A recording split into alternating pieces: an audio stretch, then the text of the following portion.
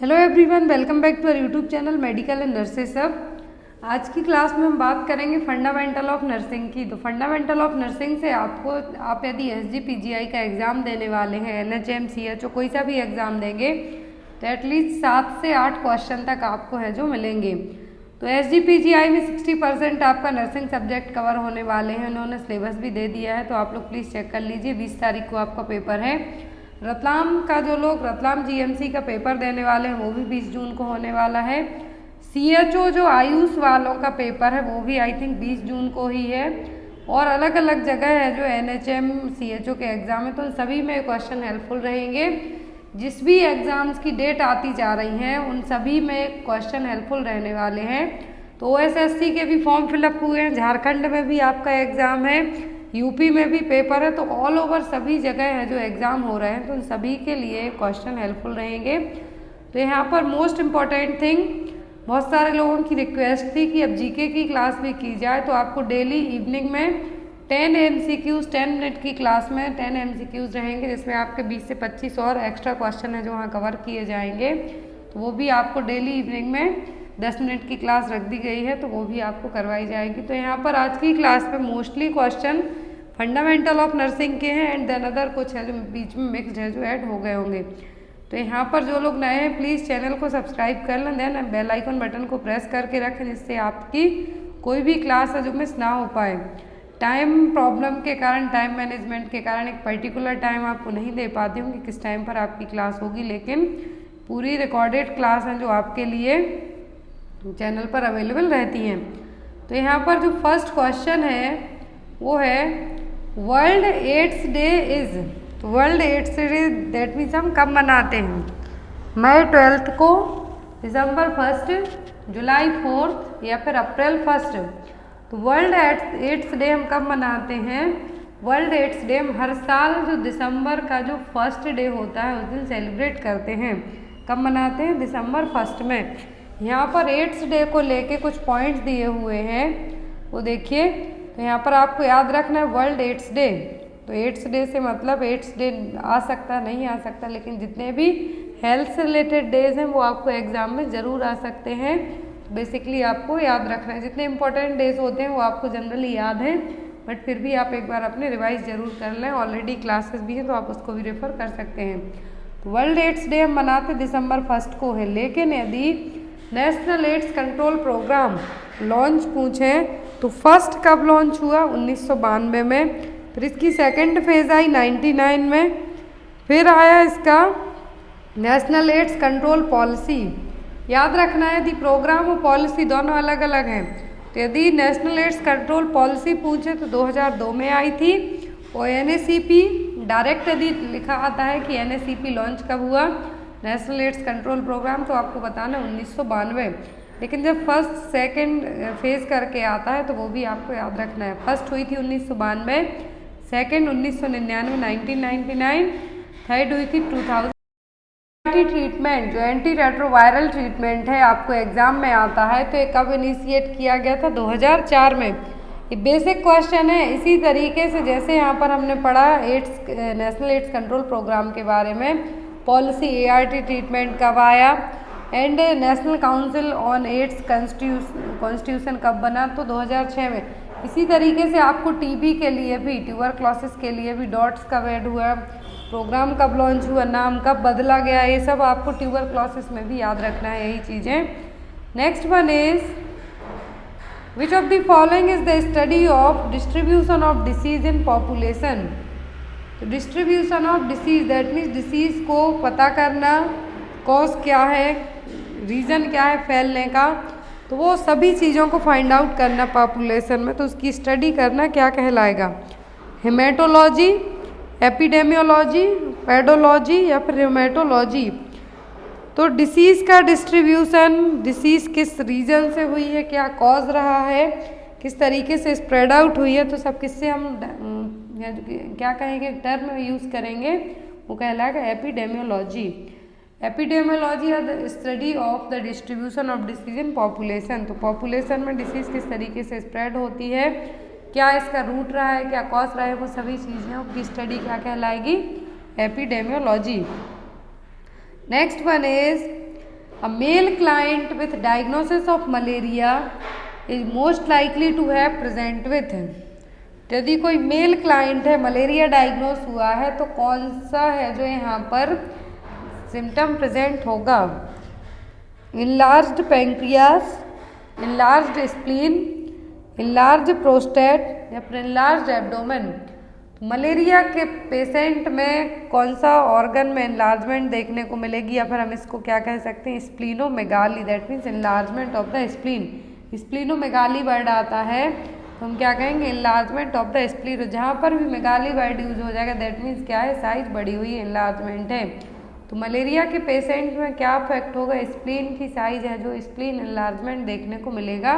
और यदि टर्मिनोलॉजी में आता है यहाँ तो splenomegaly. Next one is metabolic acidosis is a result of, metabolic acidosis किसके कारण होगा? ऑप्शन में है यहाँ पर a decrease of pH due to deficient HCO3, an increase in pH due to excess of HCO3, a decrease of pH due to excess of PCO2, an increase in pH due to deficient of PCO2। तो यहाँ पर metabolic acidosis, alkalosis और acidosis हमने दोनों चीज़ें पढ़ी हैं। तो pH वैल्यू के कारण ये दोनों डिस्टर्ब होती हैं। तो यदि जब pH वैल्यू है जो क्या रहे, कम रहे HCO3 के कारण, तब क्या होगा, एसिडोसिस। यहाँ पर ये देखिए डिफरेंस दिया हुआ है। तो एसिडोसिस और एल्कलोसिस आपको यदि pH रेंज पता है तो आपको ये भी इजीली समझ में आ जाएगा। तो एसिडोसिस क्या है, is the condition of having a lower pH than the normal pH of the blood. Blood का pH कितना होता है, 7.35 टू 7.45। एसिडोसिस में क्या होगा, ऐसी कंडीशन की pH क्या होगा आपका, लो होगा, जो नॉर्मल pH होना चाहिए उससे। और एल्कलोसिस में क्या होगा, हाई होगा। तो यहाँ पर यही कहा गया है कि pH वैल्यू कम है, किसके कारण, HCO3 की कमी के कारण। यहाँ पर pH ऑफ ब्लड 7.35 होगा, जो बेसिक रेंज है इसकी ब्लड की, ब्लड pH की। लेकिन एल्कलोसिस में क्या होगा, इंक्रीज रहेगी। तो एक जो नॉर्मल रेंज है वो ब्लड pH की कितनी होती है, 7.35 to 7.45। Next one is precursor of steroids is, तो स्टेरॉइड का प्रिकर्सर क्या है, amino acid, fatty acid, cholesterol या फिर बिलीरुबिन। तो स्टेरॉइड्स के प्रिकर्सर की बात की जा रही है। तो स्टेरॉइड का प्रिकर्सर क्या है, कोलेस्ट्रॉल। ये क्वेश्चन एग्जाम में आ चुके हैं इसलिए यहाँ पे ऐड किए गए हैं आपको। Next one is dietary advice for people with peptic ulcer should include avoiding. तो यदि किसी को पेप्टिक अल्सर है तो कौन सी डाइट अवॉइड करने के लिए कही जाएगी, small frequent meals, high calorie diet, high fibres diet या फिर स्पाइसी फूड। तो एक बेसिक सा फंडा है कि जब भी आपको कोई स्टमक में प्रॉब्लम होती है या फिर पेप्टिक अल्सर हो या फिर कुछ और अदर प्रॉब्लम हो, तो सबसे पहले खाने पीने में क्या बंद किया जाता है, स्पाइसी फूड। क्या स्टॉप किए जाते हैं, स्पाइसी फूड। यदि डायरिया है तो फाइबर डाइट को स्टॉप किया जाएगा। लेकिन यदि यहाँ पर बात की जा रही है पेप्टिक अल्सर की, क्या सबसे पहले अवॉइड करने को कहा जाएगा, स्पाइसी फूड, मिर्च मसाले, oily food. Next one is herd immunity refers to, herd immunity का मतलब क्या है, high level of immunity of individuals, low level of immunity among high risk group, the overall immunity levels in a community, a small portion of the community being immunity to a pathogen. तो herd immunity, जब last time जब Covid की second wave आई थी तो बहुत सारा आपने न्यूज़ में देखा होगा कि हार्ड इम्यूनिटी डेवलप हो गई। तो हार्ड इम्यूनिटी का मतलब होता है कि बहुत सारे ग्रुप ऑफ पॉपुलेशन में किसी डिसीज़ को लेके पर्टिकुलर इम्यूनिटी का बनना। लास्ट टाइम कहा गया था कि कोविड की इम्यूनिटी जो बॉडी में डेवलप हो गई है बहुत सारे लोगों में, तब उसको क्या टर्म यूज़ किया गया था, हार्ड इम्यूनिटी। तो ऐसे ही यहाँ पर हार्ड इम्यूनिटी का मतलब क्या है कि बहुत सारी पॉपुलेशन में किसी पर्टिकुलर डिसीज़ को लेके इम्यूनिटी का डेवलप होना। Next one is which of the following anti helminthic is added to diethylcarbamazine due to adjuvant value in treating lymphatic filariasis. Lymphatic filariasis को जब हम ट्रीट करते हैं तो डायथाइल कार्बामाजिन है उसके साथ कौन सी एंटी हेलमिंथिक एजेंट है जो हम यूज़ करेंगे? ऑप्शन में है पारेंटेपेलमोएट, पिप्राजीन, मेबेंडाजोल या फिर एल्बेंडाजोल। तो क्या है जो हम यूज़ करेंगे DEC के साथ में, डायथाइल कार्बामाजिन के साथ में एडजुवेंट वैल्यू सेट करनी है हमें, तो एंटी हेलमिंथिक एजेंट हम कौन सा लेंगे? तो मेबेंडाजोल एल्बेंडाजोल दोनों ही है, लेकिन जो फर्स्ट क्लास रहेगी एंटी हेलमिंथिक एजेंट जो हम यूज़ करेंगे DEC के साथ में वो क्या होगी? Albendazole. Next one is patients on frusemide should often B monitored for. तो यदि किसी पेशेंट को फ्रूसेमाइड दी जा रही है तो क्या चीज़ है जो हम उसकी मॉनिटर करेंगे? हाइपरटेंशन, हाइपरकैल्सेमिया, हाइपोकैलेमिया या फिर फ्लूइड ओवरलोड। तो क्या है जो हमें बार बार मॉनिटर करना होगा जिस पेशेंट को हम क्या दे रहे हैं? फ्रूसेमाइड देंगे। तो जो चीज़ मॉनिटर करने की ज़रूरत होगी वो क्या होगी? फ्रूसेमाइड या फिर लूप डायरेटिक्स। यदि आपको डायरेक्ट लूप डायरेटिक्स मेडिसिन कहें या फिर फ्रूसेमाइड कहें तो हमें क्या मॉनिटर करने की ज़रूरत पड़ेगी? Hypokalemia, that means low potassium level, blood में पोटेशियम का लेवल कम होना। तो एक साइड इफेक्ट भी कह सकते हैं फ्रूसेमाइड का, जो कि क्या काम करता है?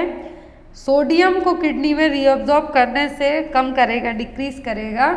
और जब ये सोडियम को कम करने का काम करेगा तो बॉडी का जो एक कॉमन साइड इफेक्ट शो होगा वो क्या होगा? लो ब्लड प्रेशर या फिर लो पोटेशियम लेवल। इसको हम क्या कह सकते हैं यहाँ पर? हाइपोकैलेमिया। यदि यहाँ पर हाइपोटेंशन होता तो हम उसको भी मार्क कर सकते थे, लेकिन नहीं है, तो यहाँ पर हम क्या करेंगे? Hypokalaemia. Next one is acute respiratory distress syndrome is characterised by ARDS। ARDS में है जो क्या देखने को मिलेगा? कौन सा साइन है जो देखने को मिलेगा? ऑप्शन है diffused alveolar capillary damage, hyper oxygenation, good response to oxygen therapy या फिर ब्रेडिकार्डिया। तो एक्यूट रेस्पिरेटरी डिस्ट्रेस सिंड्रोम में क्या होगा कि जो एयर सैक हैं वहाँ पर फ्लूइड कलेक्ट होना स्टार्ट हो जाएगा, जिसके कारण ऑक्सीजन की जो सप्लाई है बॉडी में डेप्रीवेट होगी, कमी होगी। तो ARDS में क्या होगा? जो एल्वुलाई है वहाँ पर क्या होगा? फ्लूइड कलेक्ट होगा। जब फ्लूइड कलेक्ट होगा तो क्या करेगा? Diffused alveolar capillary damage. मैंने यही एक जो जिसको हम वेट लंग भी कहेंगे, याद रखना है ARDS का दूसरा नाम क्या है? Wet lungs. क्यों है इसका? क्योंकि इसमें क्या होगा? जो एल्वुलाई वहाँ पर फ्लूइड का कलेक्शन होना स्टार्ट होगा, इसलिए। Next one is which of the following is a typical symptom of polycystic ovarian disease PCOD। PCOD का कॉमन सिम्टम, टिपिकल सिम्टम कौन सा है? Purulent vaginal discharge, involution, dysmenorrhoea, pre menstrual pen.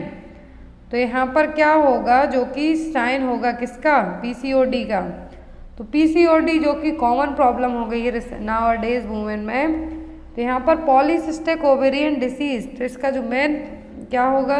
Typical sign क्या होगा? होगा involution, कि जो ovary है मेंस्ट्रुअल साइकिल में क्या करेगी? एग को ही रिलीज नहीं करेगी। क्या होगा? जब एग रिलीज नहीं होगा, ओव्यूलेशन में क्या होगा? एग रिलीज होगा, लेकिन जब एग रिलीज नहीं होगा, ओवम रिलीज नहीं होगा, हम उसको क्या कहेंगे? इनवोल्यूशन। और इनवोल्यूशन PCOD का एक कॉमन साइन है। Next one is a patient got admitted to the hospital with a history of reduced renal reserve. His urine sample were studied. Which of the following is an important index of renal disease? यदि किसी person को admit किया गया है hospital में, renal reserve की जो capacity है वो क्या है? कम है, हिस्ट्री रही उसकी, यूरिन सैंपल की स्टडी की गई, तो कौन सा इंडेक्स है जो कि बताएगा कि रीनल डिसीज पेशेंट को है? Ketone bodies, bile salt, albumin या फिर बाइल पिगमेंट। तो जो यहाँ पर कौन सा लेवल बताएगा कि पेशेंट को क्या है? रीनल प्रॉब्लम है, तो क्या होगा? Albumin. Next is which of the following test is use to detect albumin in the urine. तो एल्ब्यूमिन को हम यूरिन में डिटेक्ट करने के लिए कौन सा टेस्ट करेंगे कि यूरिन में एल्ब्यूमिन है या नहीं? Rothera's test, Pochet's test, Hay test या फिर heat and acetic acid test. तो कौन सा टेस्ट करेंगे जिससे हमें पता चलेगा कि यूरिन में एल्ब्यूमिन है या नहीं। तो जो टेस्ट किया जाएगा यहाँ पर वो क्या होगा, वो होगा heat and acetic acid test. कौन सा टेस्ट होगा, heat and acetic acid test, जिससे हम पता करेंगे कि यूरिन में एल्ब्यूमिन है या नहीं। और जो अदर टेस्ट है वो भी आपको एग्जाम में आते हैं। तो जो यहाँ पर रोथरा टेस्ट है ये किसके लिए किया जाता है कि यूरिन में एसीटोन बॉडीज तो नहीं है। किसके लिए, यूरिन में एसीटोन बॉडी यदि पूछा जाता है कि यूरिन में एसीटोन बॉडी को डिटेक्ट करने के लिए जनरली जब कीटो एसिडोसिस की प्रॉब्लम होती है तब किया जाता है रोथरा टेस्ट। हेट टेस्ट किसके लिए किया जाता है कि यूरिन में वाइल्ड सॉल्ट प्रेजेंट तो नहीं है। और यदि यूरिन में एल्ब्यूमिन के लिए कहा गया है तो क्या होगा, heat and acetic acid test. Next one is which of the following is a normal inorganic constituent of urine. तो यूरिन का जो एक इनऑर्गेनिक कॉन्स्टिट्यूट है वो क्या है। ऑप्शन में है यहाँ पर यूरिया, यूरिक एसिड, अमोनिया या फिर क्रेटिनिन। तो यूरिन का जो इनऑर्गेनिक क्या है यहाँ पर कॉन्स्टिट्यूट है वो क्या है, वो है अमोनिया। कौन कौन से होते हैं, chloride, phosphate, sulphate and ammonia. क्या होंगे, chloride, phosphate, sulphate and ammonia. तो यहाँ पर जो अकॉर्डिंग टू ऑप्शन के जाते हैं हम तो इनऑर्गेनिक कॉन्स्टिट्यूट कौन सा है, ammonia. Next one is the concentric ring surrounding the ostium is a microscopic structure of bone is called. के चारों तरफ जो एक सराउंडिंग स्ट्रक्चर होगा कंसेंट्रिक रिंग टाइप से होगी वो क्या कहलाएगी, लेमिला। क्या होगी, lamella. Next one is on auscultation of lungs what would be an accurate description of a wheezing sound. तो जब हम लंग्स का ऑस्कल्टेशन करेंगे तो क्या डिस्क्रिप्शन होगा जिससे हमें पता चलेगा कि ये प्रॉपर व्हीजिंग साउंड है। ऑप्शन में soft breezy low pitched sound longer on inspiration. Question ध्यान से देखिए, एसजीपीजीआई में आपको आ सकता है कि जब हमने लंग्स का ऑस्कल्टेशन किया तो बीजिंग साउंड को हम कैसे आइडेंटिफाई करेंगे। बीजिंग साउंड है जो क्लासिकल साइन किसका माना जाता है, एक तो अस्थमा का, अदर कंडीशन में भी होगा लेकिन क्लासिकल साइन है जो किसका, अस्थमा का है। तो एक एक्यूरेट डिस्क्रिप्शन में हम क्या बताएंगे कि बीजिंग साउंड का मतलब क्या है। सेकंड ऑप्शन है loud pitched rumbling coarse sound heard during the inspiration, blowing sound that are medium pitched equally on inspiration and expression, high pitched squealy musical sound louder on auscultation. जब हम lungs का करेंगे तो Beijing sound के लिए हम proper क्या बताएंगे कि ये high pitched squeaky musical sound है। जब आप क्या करते हैं, सांस छोड़ते हैं, एक्सप्रेशन करते हैं तो उस टाइम पर क्या होगा, एक साउंड सुनाई देगा, म्यूजिकल साउंड जिसको यहाँ पर कहा गया है उसको हम क्या कहेंगे, wheezing sound.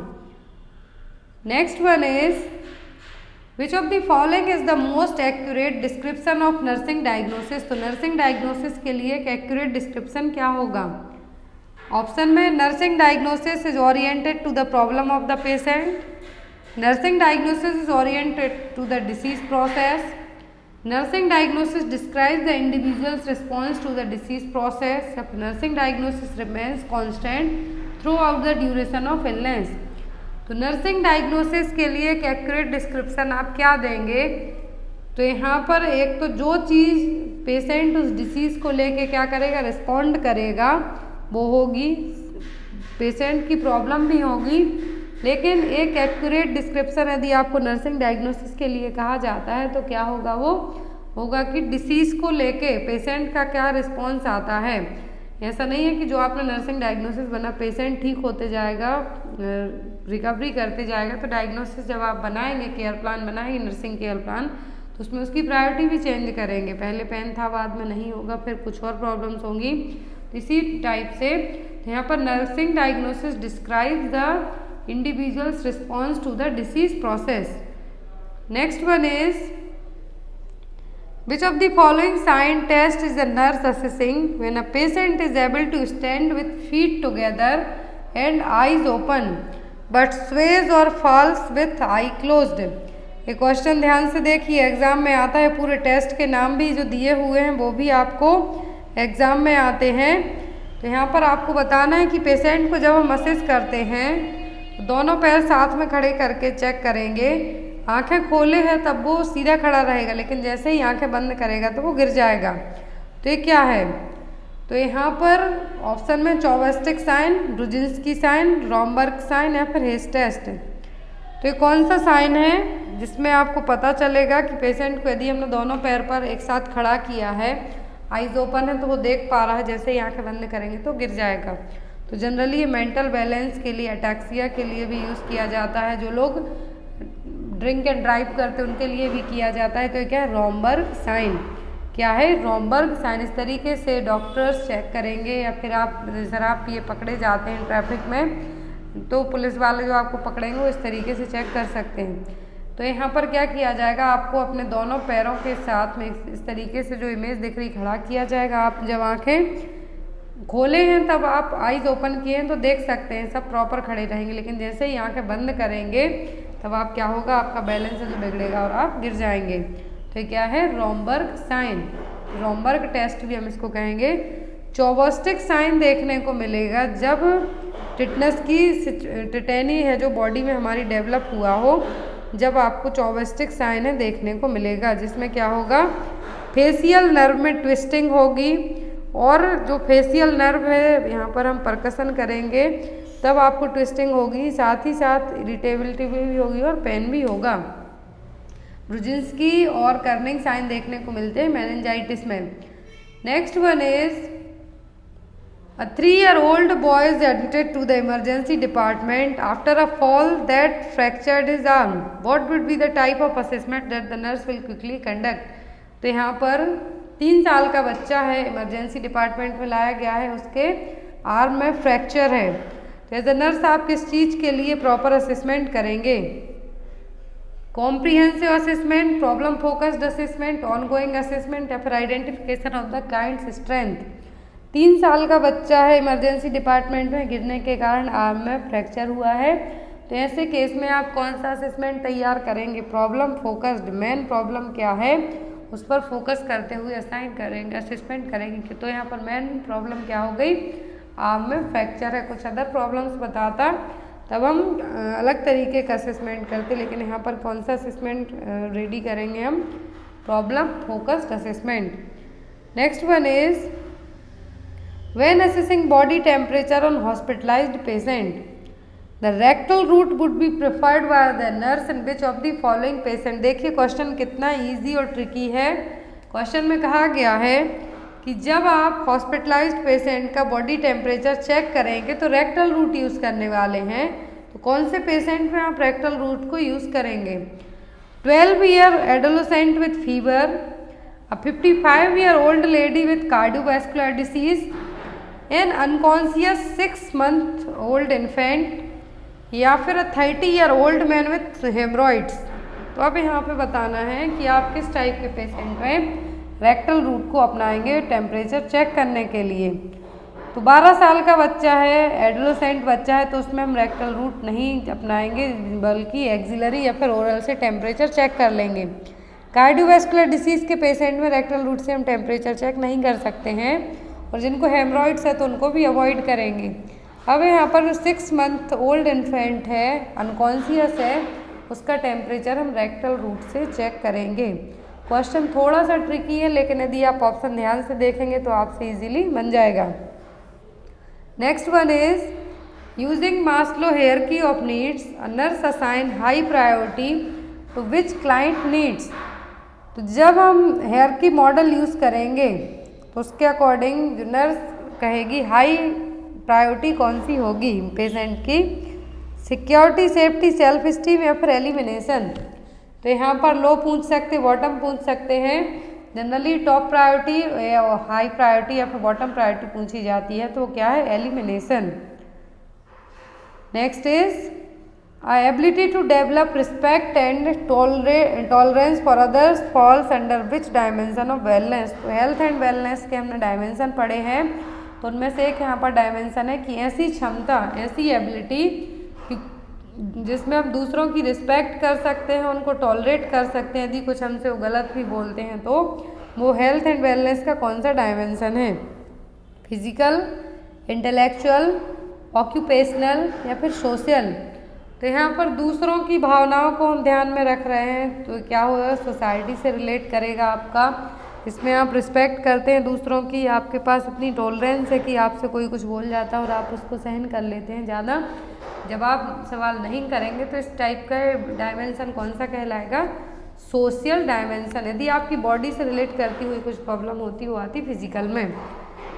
Next and most important, nurse while educating a patient admitted to a surgical ward inquiries about his fluid intake and elimination pattern. She also checks his blood pressure and encourages to take plenty of oral fluids and a rough-faced diet. The nurse is addressing which level of need according to Maslow. यहाँ पर ये देखिए question में Maslow की theory का question है, लेकिन question में कहा है कि सर्जिकल वार्ड में पेशेंट है, फ्लूइड इनटेक ले रहा है, एलिमिनेशन पैटर्न आप पूछ रहे हैं, बीपी चेक कर रहे हैं उसका और इनकरेज कर रहे हैं कि आप अच्छा पानी पीजिए, रफ डाइट लीजिए। तो किस टाइप का मास्लो की थ्योरी के अकॉर्डिंग चीज़ें आपने बताई? Physiological, safety and security, love and belongingness या फिर सेल्फ स्टीम नीड? तो प्राइमरी चीज़ क्या होती है मास्लो हायरार्की में? वो होती है फिजियोलॉजिकल नीड, जिसमें क्या होगा, फूड, सेक्स, स्लीप, ये सब किस में आएंगे? प्राइमरी और फिजियोलॉजिकल नीड्स में। मास्लो की थ्योरी के अकॉर्डिंग यहाँ पर फ्लूइड इनटेक और एलिमिनेशन पैटर्न एंड यहाँ पर प्रॉपर सोना, खाना, ये सब किस में आ जाएगा? फिजियोलॉजिकल नीड में। Next one is a community health nurse gives health education to a group of mothers with children aged below 5 years on safety precaution to reduce falls among children and healthy diet. Which level of prevention is the nurse practicing? तो यहाँ पर एक community health nurse है जो कि बहुत सारी group of mother's को हेल्थ एजुकेशन दे रही है। क्यों? क्योंकि उनके बच्चे 5 साल से कम एज की हैं, तो उनके लिए इसलिए कह रही है कि बच्चों में हेल्दी डाइट दीजिए प्रॉपर तरीके से उनको, ताकि गिरने से भी वो बच सकें। प्रिकॉशन बरतना है आपको, कैसे गिरने से बचा सकते हैं, हेल्दी डाइट देंगे हम। तो किस टाइप का प्रिवेंशन होगा? ऑप्शन में प्राइमरी, सेकेंडरी, टर्सरी या फिर क्वार्टरनरी। तो यहाँ पर जो प्रिवेंशन है, पहले से ही आप उनको हेल्थ एजुकेशन दे रहे हैं कि आप प्रॉपर तरीके से अपने बच्चों को खिलाइए पिलाइए, जिससे हम उनको माल न्यूट्रिशन, सिंपल सी बात है, यहाँ पर माल न्यूट्रिशन से बचाने की बात हो रही है। जब हम किसी चीज़ को होने से पहले ही प्रिवेंट करने की कोशिश करते हैं तो क्या कहलाएगा? Primary prevention. Next one is a nurse screens individual in a place for certain disease and refers symptomatic individuals for immediate treatment to prevent complication and shorten the period of disability. Question ध्यान से देखिए, यहाँ पर कहा है कि एक nurse है, क्या कर रही है? स्क्रीनिंग कर रही है गांव के लोगों में कुछ डिसीज़ को लेके। तो यहाँ पर जब नर्स है जो स्क्रीनिंग कर रही है तो किस टाइप की स्क्रीनिंग की जा रही है, या फिर डिसीज़ है, कुछ सिम्टम्स है, उनको ट्रीट भी कर रही है ताकि कॉम्प्लिकेशन से प्रिवेंट कर सकें। तो यहाँ पर अब क्वेश्चन है, the above activity false under which level of prevention? Disease है, ट्रीटमेंट कर रहे हैं हम, लेकिन कॉम्प्लिकेशन से भी बचाना है कि कुछ डिसेबिलिटी ना हो पाए कम पीरियड में ही। तो कौन से प्रिवेंशन? इसके सिम्टम हैं और हम उनको चेक कर रहे हैं, इमीडिएट ट्रीटमेंट दे रहे हैं, कॉम्प्लिकेशन से प्रिवेंट करने की कोशिश कर रहे हैं। तो कौन से प्रिवेंशन में आएगा? ये आएगा सेकेंडरी लेवल ऑफ प्रिवेंशन में। तो यहाँ पर आपका आंसर क्या होगा? बी। अब यहाँ पर आपको डायरेक्ट क्वेश्चन नहीं आते हैं कि प्राइमरी लेवल प्रिवेंशन में क्या करेंगे, सेकेंडरी में। तो प्राइमरी में यहाँ पर देखिए, इस क्वेश्चन में भी हमने बात की। तो यहाँ पर हेल्थ एजुकेशन, वैक्सीनेशन यदि टर्म यूज़ है, हेल्थ एजुकेशन वर्ड यूज़ है आपके लिए, प्रिवेंट करने की बात की जा रही है कि हम इस डिसीज़ से उसको प्रिवेंट कर सकते हैं, प्रिकॉशन ले सकते हैं। वो किस में आएगा? प्राइमरी में। सेकेंडरी प्रिवेंशन में आएगा कि डिसीज़ है, हम ट्रीटमेंट कर रहे हैं पेशेंट का, लेकिन कॉम्प्लिकेशन से प्रिवेंट करना है हमें, तो किस में आएगा? सेकेंडरी में। टर्सरी लेवल ऑफ प्रिवेंशन में कॉम्प्लिकेशन है पेशेंट में, लेकिन हम उनको प्रॉपर तरीके से मैनेज करने की कोशिश करेंगे, तो किस में आएगा? टर्सरी लेवल ऑफ प्रिवेंशन में। अब नेक्स्ट यहाँ पर 3 क्वेश्चन है कंटिन्यूसली, तो फर्स्ट हो गया प्राइमरी प्रिवेंशन, सेकंड में डिसीज़ या ट्रीटमेंट दी या ठीक करने की कोशिश की तो secondary.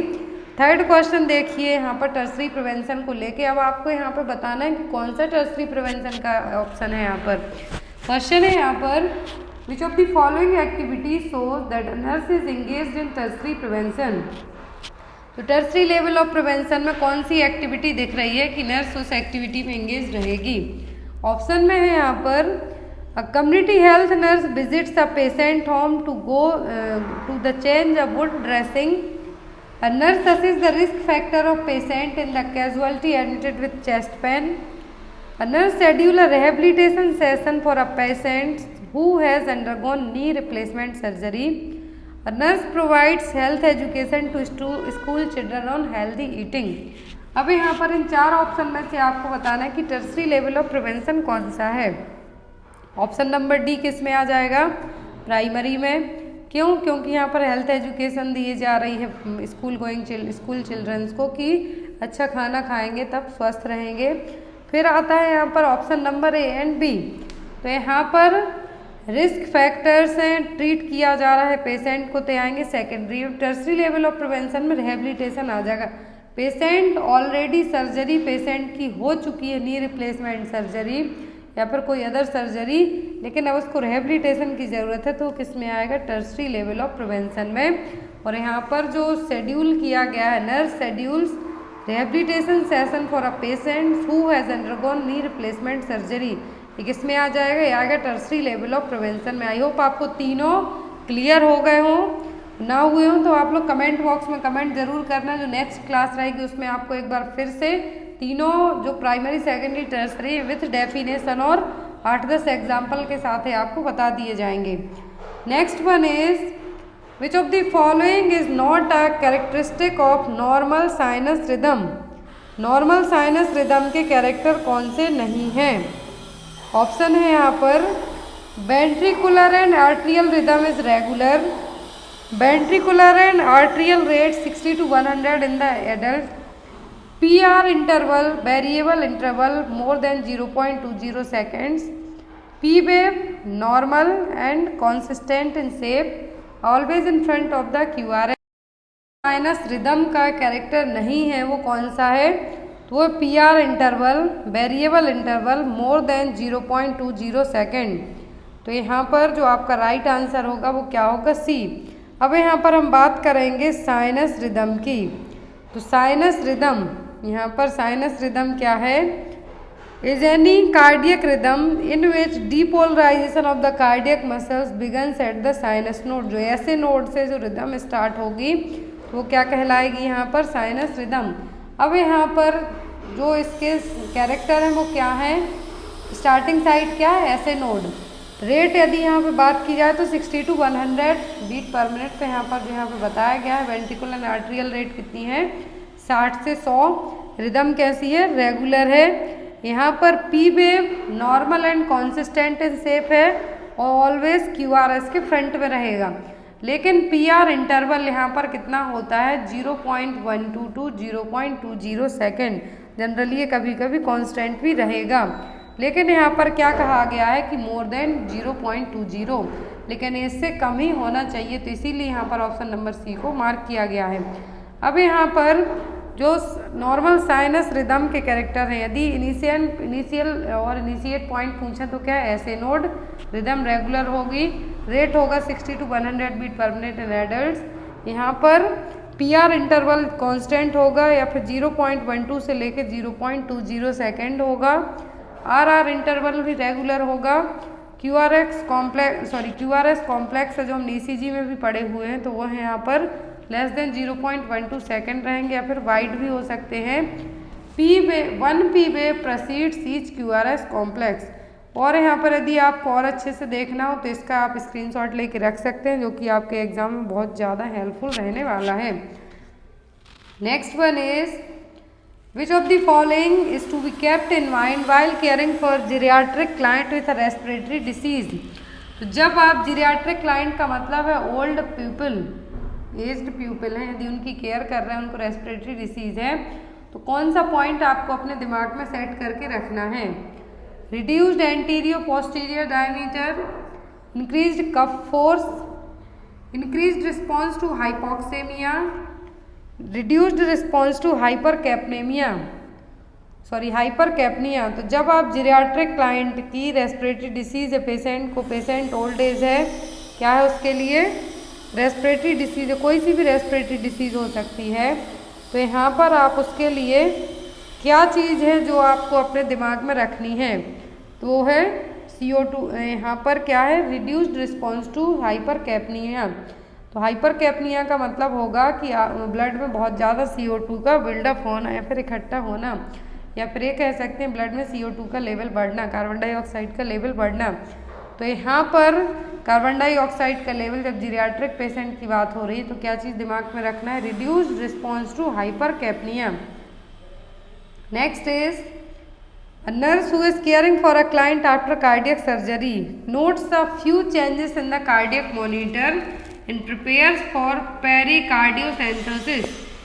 Which of the following changes denotes the patient is developing cardiac tamponade? देखिए क्वेश्चन बहुत इजी है, आपको लगेगा बहुत बड़ा क्वेश्चन है तो आंसर भी टफ होगा।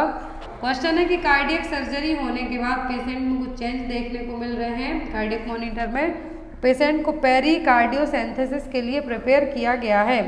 अब आपको बताना है कि जो डेवलपिंग साइन है कार्डियक टेम्पोनेट है, जो कौन सा साइन है जो यहाँ पर देखने को मिलेगा, या फिर आपको सीधा भी एग्जाम में आ सकता है। यदि डायरेक्ट एग्जाम में आपको पूछा जाता है कार्डियक टेम्पोनेट में तो क्या होगा, ऑप्शन में decrease Venus pressure, decrease systolic blood pressure, widened pulse pressure या फिर पैराडॉक्सिकल पल्स। तो पैराडॉक्सिकल पल्स का मतलब होगा peripheral pulse is markedly diminished या फिर एबुलिज्ड होगी। जनरली जब आप इंस्पिरेशन करेंगे या फिर दोबारा आप एक्सप्रेशन करेंगे तो पैराडॉक्सिकल पल्स है जो कि एक मेन साइन यहाँ पर माना जाता है कार्डियक टेम्पोनेट का। तो यहाँ पर आपको याद रखना है पैराडॉक्सिकल पल्स या फिर पल्सस पैराडॉक्सस। तो स्ट्रोक वॉल्यूम इसमें क्या होगी, जनरली लार्ज रहेगी, स्ट्रोक वॉल्यूम यहाँ पर क्या है, कम होगी। सिस्टोलिक बीपी क्या होगा, कम होगा। तो ये सभी चीज़ें किसके लिए हैं, पैराडॉक्सिकल पल्स के लिए, और एक इसमें देखने को मिलेंगे कार्डियक टेम्पोनेट में। Next one is the deformity resulting इन, तो यहाँ पर कार्डियक टेम्पोनेट की बात कर रहे हैं तो आपको कार्डियक टेम्पोनेट का बैक्स ट्रायड याद रखना है, जिसमें ब्लड प्रेशर लो होगा, जुगुलर वेन डिस्टेंशन होगी, मफल हार्ट साउंड देखने को मिलेगा। तो क्या है यहाँ पर पैराडॉक्सिकल पल्स भी सी का एक साइन है। तो यदि यहाँ पर आप ये देखिए जो ऑप्शन है इनमें कहीं भी आपको बीपी हाई नहीं बताया गया है, यहाँ पर डायरेक्ट कहा गया है कि लो बीपी कहीं पर भी नहीं बताया गया इन ऑप्शन के अकॉर्डिंग जाए हम तो जब यहाँ पर वीनस प्रेशर क्या होगा, हाई होगा, जुगुलर वेनस डिस्टेंशन होगा। यदि 3 बैक्स ट्रायड का मतलब होगा 3, यहाँ पर वेंट्रिकुलर वॉल कोलैप्स भी होगी। लेकिन यहाँ पर आपको एक चीज़ याद रखना है कि जो बैक्स ट्रायड है ये 3 साइन है किसके, कार्डियक टेम्पोनेट के, जो एग्जाम में आपको एक्सेप्ट करके भी पूछे जा सकते हैं, या फिर कार्डियक टेम्पोनेट में क्या है जो क्लासिकल साइन के लिए अपनाया जाता है तो वो है Beck's triad. Next one is deformity resulting in lateral curvature of the thoracic spine is called. Lateral curvature है जो थोरेसिक स्पाइन की डिफॉर्मिटी है, तो इसके लिए हम क्या कहेंगे, जो कर्वेचर है थोरेसिक स्पाइन का कैसा हो, लेटरल साइड, तो क्या है स्कोलियोसिस, काइफोसिस, लॉर्डोसिस या फिर एनक्लोसिस। तो इसके लिए हम क्या टर्म है जो यूज़ करेंगे, तो lateral curvature of thoracic spine क्या कहलाएगा, देखिए इससे आपको इजीली समझ में आएगा कि लेटरल कर्वेचर है जो थोरेसिक स्पाइन में कहा है कि डिफॉर्मिटी है लेटरल कर्वेचर की थोरेसिक स्पाइन में, तो हम इसके लिए क्या कहेंगे, scoliosis, that means C shape spine है जो देखने को मिलेगी। यदि काइफोसिस कहेंगे तो आउटवर्ड, ये देखिए जो यहाँ पर स्पाइन है कैसी है, बाहर की तरफ जा रही है, तो इसको हम क्या कहेंगे, काइफोसिस। यदि कहते कि ये क्या है, इनवर्ड, अंदर साइड को टर्न हो रही है, तो हम इसको क्या कहते हैं, लॉर्डोसिस। तीनों इमेज याद रखना है, सी शेप होता है तो स्कोलियोसिस, आउटवर्ड बाहर की तरफ स्पाइन जाती है तो काइफोसिस, और अंदर की तरफ आती है तो lordosis. Next one is what is the main objective of using allopurinol for treating the gout. तो ये सबको याद है कि गट के ट्रीटमेंट में एलोप्यूरिनॉल मेडिसिन है जो as a drug of choice के तौर पर यूज़ की जाती है। तो जो एलोप्यूरिनॉल मेडिसिन है गट ट्रीटमेंट में यूज़ की जाती है, इसका मेन एम और मेन ऑब्जेक्ट क्या है? ऑप्शन है यहाँ पर in decrease synovial swelling, it increase joint mobility, it prevents crystallisation of uric acid, या फिर it decrease uric acid production. तो जो एलोप्यूरिनॉल है ये ट्रीटमेंट ऑफ गट के ट्रीटमेंट में यूज़ होने वाली क्या है? मेडिसिन है। तो यहाँ पर एलोप्यूरिनॉल का जो क्या है, हाई यूरिक एसिड लेवल को क्या करती है? कम करती है, या फिर यूरिक एसिड को बनने ही नहीं देती है। तो यहाँ पर आपका आंसर क्या होगा? It decrease uric acid production.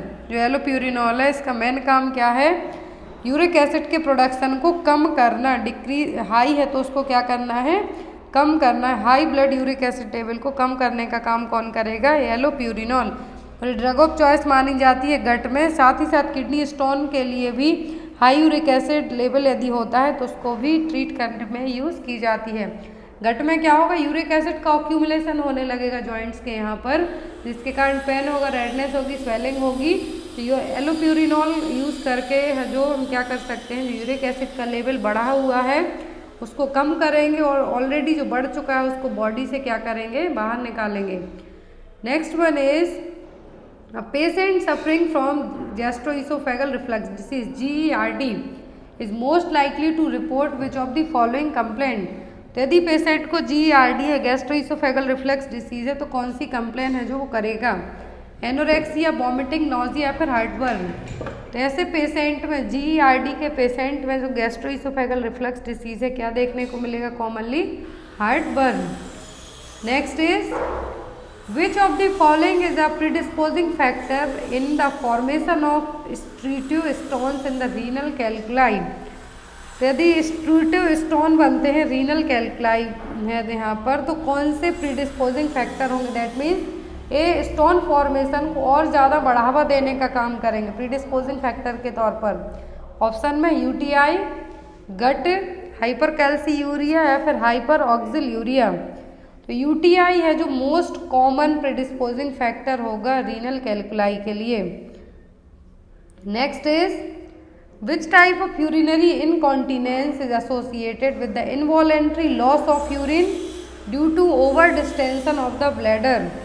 Over distension of the bladder है, यदि ब्लैडर की जितनी कैपेसिटी है उससे ज़्यादा यूरिन स्टोर करने की कोशिश करते हैं और इनवॉलेंट्री कंट्रोल नहीं है, आपका यूरिन उस टाइम पर बाहर लीक हो जाती है, तो उसके लिए क्या टर्म यूज़ किया जाएगा? स्ट्रेस, अर्ग, रिफ्लेक्स या फिर ओवरफ्लो। तो यहाँ पर ओवर डिस्टेंशन ब्लैडर है। स्ट्रेस जब आप चिंता में रहें, जब निकले तो हम उसको क्या कहेंगे? स्ट्रेस। अर्ग का मतलब है कि बहुत ज़्यादा आप कंट्रोल नहीं कर पा रहे हैं तो अर्ग इनकॉन्टिनेंस में आएगा। लेकिन यहाँ पर क्या है? ब्लैडर की जितनी क्षमता उससे ज़्यादा आप यूरिन स्टोर करने की कोशिश करते हो तब इनवॉलेंट्री लॉस होता है, दैट मीन्स यूरिन पास हो जाती है, तब उसको क्या कहेंगे? Overflow incontinence. Next is which cells of pancreas release the hormone glucagon. तो ग्लूकागोन की कौन सी सेल्स, पेंक्रियाज की कौन सी सेल है जो ग्लूकागोन को रिलीज करेगी? A cell, B cell, D cell या फिर गामा सेल। तो ग्लूकागोन का सीक्रेशन कौन करेगी? Alpha cells. बीटा सेल्स किसके लिए करेंगी? इंसुलिन के लिए। डेल्टा क्या करेंगी? Somatostatin. Next one is a wall of larynx is composed of how many piece of cartilage. तो लैरिंग्स की जो वॉल है कितने कार्टिलेज से मिलके बनी होती है? 6, 7, 8 या फिर 9। तो लैरिंग्स की जो वॉल है कितने कार्टिलेज यहाँ पर पीस ऑफ कार्टिलेज होते हैं? टोटल 9।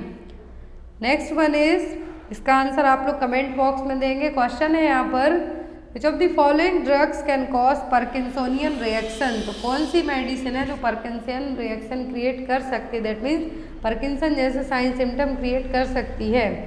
मेटक्लोप्रोमाइड, सिमेटिडिन, रेब्राप्रोजोल या फिर कोलेस्टेपॉल। मेडिसिन का नाम आपको बताना है कि पार्किंसन रिएक्शन कौन सी मेडिसिन कॉज कर सकती है। आई होप आपको आज की क्लास अच्छी लगी हो तो लाइक ज़रूर करना। Thank you for watching us. Bye bye. Evening में हम जीके और जीएस के क्वेश्चन के साथ फिर मिलेंगे। थैंक